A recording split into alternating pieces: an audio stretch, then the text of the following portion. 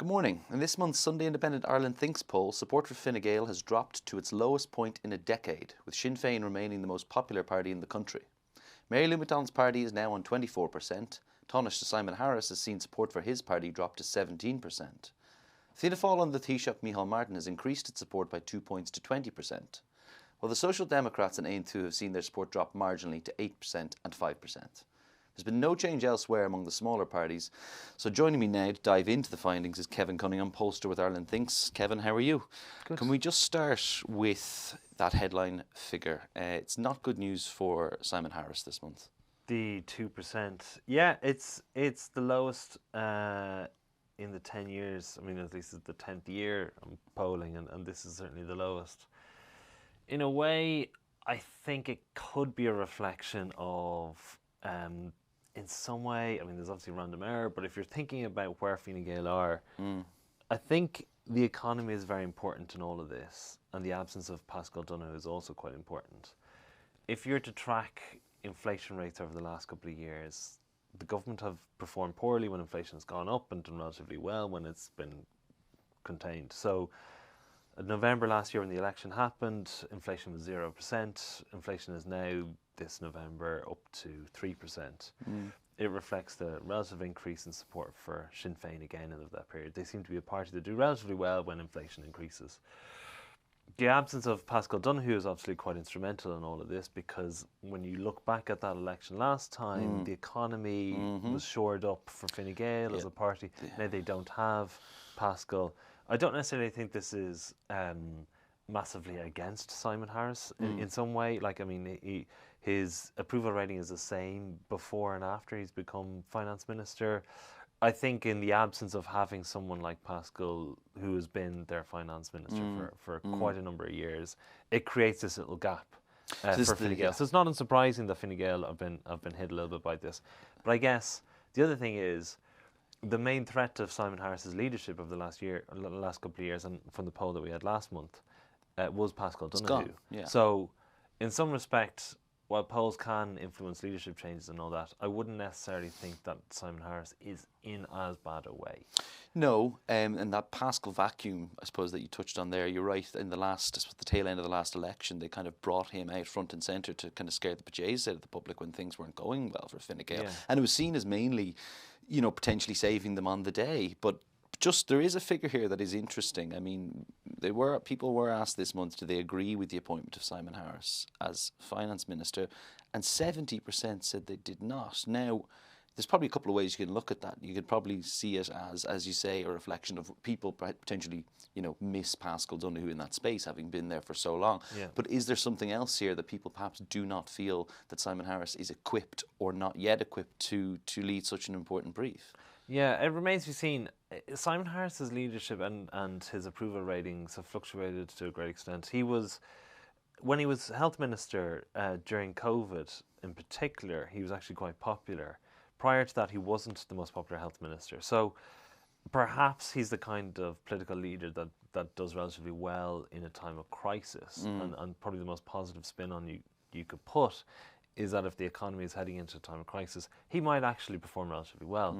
But as it remains at this point in time, obviously there's a clear gap there in terms of the finance position, and if 15% are backing him, that's broadly speaking the Fine Gael vote. When you account for the fact that when we state the voting intention questions, there's about a 19% undecided factor. So the core Fine Gael vote is actually slightly lower than the support that he has of finance. I suppose taking all of this into account, you mentioned the approval rating for Simon Harris, and you're right, it hasn't changed either side of him becoming finance minister, but bear in mind, I think 34% was his lowest since he took over as party leader from Leo Varadkar in April last year. Yeah. It hasn't improved in a month. It shows perhaps that he has some ways to go to convince people he should be in that ministry. But is perhaps the party, with the recent reshuffle as well, and Paschal Donohoe, that kind of stalwart now off the stage, I would at least think it's at an inflection point now. Certainly a point in which they would probably think about it. Yeah, absolutely. The other one you mentioned, obviously, is Micheál Martin, probably worth discussing. Yeah. His leadership. So he was obviously down 10 points last month, and then he's back up 3. So I feel in some respect that's a reflection of the presidency and the presidential election is something that he was particularly damaged by. And we have a question on that in relation to who people blame, and they overwhelmingly blame him. So he's clearly been massively damaged by the presidential election, Micheál Martin. And the other thing for Micheál Martin is he does have a slightly more popular rival in Jim O'Callaghan, as we had in the previous poll, that is still clearly there as a threat to his leadership. There's a bit of a dichotomy going on this month, though, in a way, between some of the figures, because, as you rightly say, last month Micheál Martin's leadership popularity dropped to 33, which was the lowest since 2020. Yeah, it's recovered a little bit this month. But as you say, 68% blame him for the presidential debacle. Conversely, though, and on the other side of that, support for Fianna Fail has gone up slightly to 2 points, and his personal popularity is recovering. So I think this is basically the distance you have from the presidential election. Well, it makes a lot of sense that the lowest point of his approval rating and the lowest point would be his lowest point. Would be closer to that presidential election. So as you get further away, you'd naturally imagine some sort of regression to the mean. Now, the fall was so sharp that the regression to the mean is actually much more limited in his case. The approval of Fianna Fail is quite interesting, and it reflects for me the fact that the two parties, Fianna Fail and Fine Gael, I said this loads of times before, are fishing in the same pool of voters. If one goes up, the other goes down, right? That creates a whole different dynamic in Irish politics where you've got two parties over on one side of the political system fighting for the same voters, which means that the lowest hanging fruit, their incentives are all about like trying to get those voters rather than a whole load of voters who might not necessarily vote for them, which possibly can lead to the kind of polarization that we see in terms of attitudes between younger and older people in relation to political parties right now. Just on, I suppose, the Fianna Fail point you make, I mean, they've gone up, I say, to 20%. There's the distance there. There's probably an element in all of this feeding into, bearing in mind this was polled Thursday and Friday, where Micheál Martin has gone around the world and kind of done this Statesman thing, and he's been privately criticised for it, but it hasn't really shown up in terms of that damaging him really on an ongoing basis. And then you'd obviously the Zelensky visit this week, where Ireland was on the world stage, and you can argue over how important or whether that visit was pointless or not, but there's an element of that feeding into here that naturally Micheál Martin recovers the more he actually looks comfortable with what he probably does best.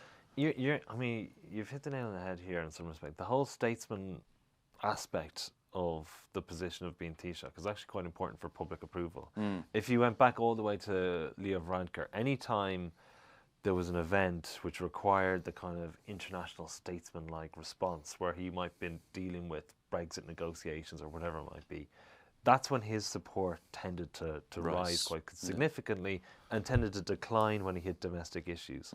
So I think there's just a general thing about the office of the Taoiseach. When they're abroad doing something, when people are proud of what they do and they do a good job in these kind of international things, that does improve their support. Now, whether that's connected to this up 3 or not, we don't really There's also, just leading in from the Fianna Fail thing and that domestic kind of popularity going back up to 20%. Look, it's a small jump, but you might just talk us through as well some of the figures around, the most, you always ask these questions around the most important priorities. One thing that jumped out to me is that while housing, cost of living remain top of the list, immigration's dropped way down from 31 to 22 this month, and I wonder, is that just reflective of the recent measures brought in by Jim O'Callaghan to sort of tighten rules around it? Yeah, like there is this idea that there is an aspect of immigration politics which is where the public are responsive to measures that get introduced. Now, it is worth saying that since the riots, we've had this threshold where 22% of the public at any stage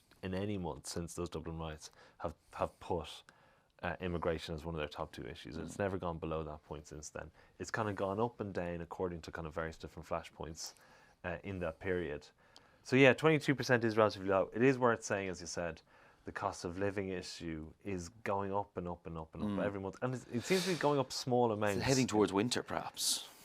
But also, you don't have the latest budget didn't necessarily have the same sort of no tax cuts. There was no energy credits, and this is you'd probably been borne out a little bit in the overall party support. The double child welfare and you also have other things coming in the new year where you're going to have people's energy bills coming through, a relatively cold winter. You're also going to have the auto enrollment issue hitting some of the people. I mean, it's not a tax or anything, It but is a does hit. It's influence. going to be a hit, though. Yes, some people, particularly on lower incomes. Particularly on lower incomes. Just talk me through a little bit around some of those costs, though, because one thing I'm curious to talk a little bit about is Sinn Fein in all of this, because they've really hammered this point for months and months around costs of groceries, cost of energy bills. The support has just gone up by 1 point. I mean, is the level of support for Sinn Fein rising as quickly as it would have at the start of the last government's term? So the start of the last term was obviously COVID-19, so that would kind of influence things to a massive amount. I mean, I think it was Gael that basically surged once COVID became a big issue, the rally around the flag effect and all that sort of stuff. There is I mean, they haven't risen anything like the kind of mid and high 30s that they got towards the middle of the last term, which is around late 20, was it summer 2022 or thereabouts? Off the top of my head, it was around the middle where the cost of living started to bite, and Sinn Féin definitely benefited. Sinn Féin are absolutely right, obviously, to focus on this because it's definitely a major issue. And working for them, it would seem. But the reason why it's such a big and important issue, right, is because there's lots of voters who are ideological and they base their votes on their values, and they're not really likely to move around. Then there's other voters who pay less attention to politics, but who respond to politics on the basis of things like what's happening in their back pocket. Those voters move around, and people like Donald Trump realise that. He got in, and he's doing very poorly now as a result of the continuing bite of cost of living. Mamdani, you know, all these people, and we know that Ireland had an unusual election in 2024 because it was one of the few governments that did relatively well. They basically held on to their vote entirely. Because they did do a lot of public spending to deal with the cost of living, they had the money to do so, whereas other governments like the UK simply don't have the money to deal or address cost of living issues at all. There's a couple of other questions in there. Like, I mean, we obviously had the infrastructure report this week, and, you know, the people, Metrolink, judicial reviews have been a big talking point. So people were asked, should residents retain the right to lodge court challenges? And 47% said yes they should, and 41% said no. So no clear kind of I suppose, consensus on that issue. Like a cynical approach is to say, you often hear people saying this around public opinion polling and the public. It's like, oh, well, public are thick, aren't they? You know, but in reality, like if you ask that question a different way around, should the government, like, you know, ignore planning permission to try to get these projects done, people will say, yeah. You know, so there is a complexity here. It's like saying, you know, if you ask the public, do you like chocolate? And they say yes. And then you also ask them, well, would you like to lose weight? And they would also say yes. That doesn't mean they're inconsistent. It just means your questions are actually, not that our questions are limited, but it just, what our questions show is that there's the ideal world is that people can actually issue reasonable objections to things that are unreasonable, and also that doesn't itself undermine infrastructural projects. I mean, that should, in theory, be quite a reasonable request. But unfortunately, obviously, the way the system works with the judicial reviews, that doesn't seem to be working.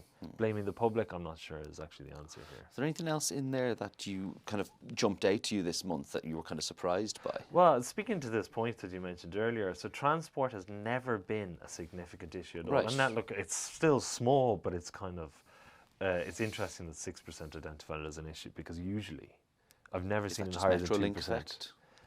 Perhaps, you know, and perhaps it's just... It's interesting that the economy is always relatively low, even though it plays such an important factor, as you were saying, in those campaigns.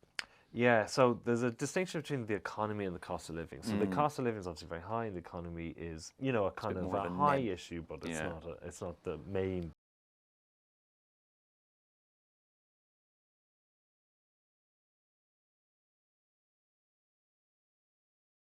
Top 4 issues. I think often when people think about the economy, they're thinking about public spending, they're thinking about management of the economy. Types of people who say the economy, as opposed to cost of living, are people who tend to be on higher incomes and tend to be thinking about it with a slightly step removed from the thing. Whereas the cost of living is very much your own personal. Taking all of this into account, a relatively steady poll, I would say. And we're now at the end of the year, the last poll of the year, and the end almost of the coalition's first year in office. What do you think they'll be taking from this, the various parties? Bear in mind as well, there's been almost no change among the smaller parties this month, heading into the new year. Yeah, I think two things, I guess. It is always fun sometimes when you do a poll many months later, and sometimes you get almost the exact same numbers that you had previously. You're like, wow, that's interesting. You'd think like there might be more of a change, but people are just the same about whatever issues it is. I think the main thing to take, and it's only creeping in this poll, but the main thing for me, at least in the next couple of months, is this cost of living inflation issue. The fact that it's coming back, and the fact that it can have a massive impact on on public approval for governments. And I often feel like governments are sometimes slow to respond to it. Certainly the last cost of living crisis was biting fairly hard before the government started to respond. But they consistently responded over a period of years. They did. What they've done now is they've withdrawn the once off. And you rightly pointed out earlier that auto enrolment's coming in January. You know, next July we'll have the VAT cut for the hospitality sector. These decisions are made. That cost of living crisis over the next, we've probably got still another maybe 3-4 months of it before things might ease off. There's almost no immediate powers or emergency things I would see the government doing. No, and it is when the actual physical costs kick in, you know. So like the government recovered last time, not when they were announcing various different things, but when people were feeling those payments in their back pockets. The fact that they were smoothing out, you know, the aggressive cost of living that was hitting them, and for the very same reason, we would expect, as we said earlier, the kind of energy bills and all this sort of stuff to have an impact when it actually has an impact. Yeah, and you would wonder whether the slight increase in the minimum wage and the Christmas family bonus will make enough of an impact in people's minds come January and February when they're still paying 300-400 quid energy bills. Yeah. Well, Kevin, I think we'll leave it there. For the full findings of this month's poll, see independent.ie or pick up a copy of the Sunday Independent.